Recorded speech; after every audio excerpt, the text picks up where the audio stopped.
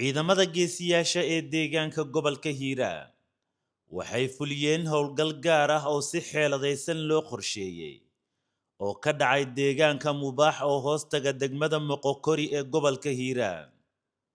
natiijada howlgalkaasi waxay ahayd mid si buuxda loo xaqiijiyay.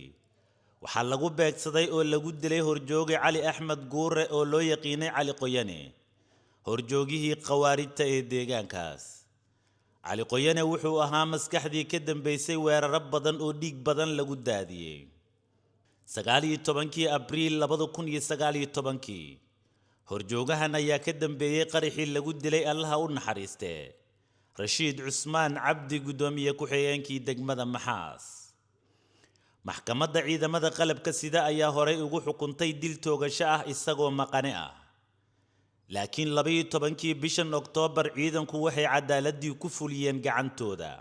sidaa darteed maxkamadda waxaa u caddaatay in saddexda eedaysana ay wada yihiin dembiilayaal galay dembiyada lagu soo kala oogay, waxayna maxkamaddu ku kala xukuntay: 1 dembiile Cali Axmed Guure Cali Qoyane oo maqane ah.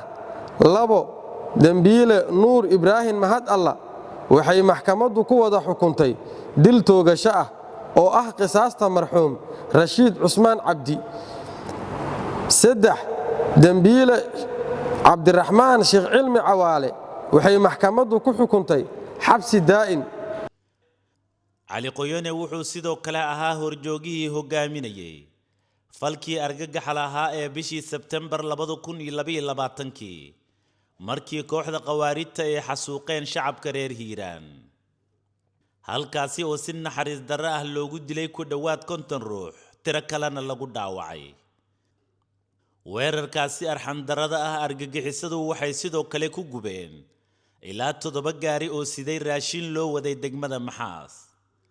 howlgalka lagu dilay Cali Qoyane waxay ciidamadu u fuliyeen si taxaddar leh, iyagoo bartilmaameedsaday goobihii sirdoonka horay u calaameeyay. nasiib darro, waxaa howlgalka ku geeriyooday qof shacab ah oo goobta ku sugnaa. ciidanka deegaanku waxay muujiyeen xirfad, feejignaan iyo heeganka ciidanka deegaanka Hiiraan. beegsiga horjooga Cali Qoyane wuxuu qayb ka yahay dadaalada joogtada ah ee lagu ciribtirayo qawaaridta ku dhuumaalaysanaya qaybo ka mid ah gobollada dalka.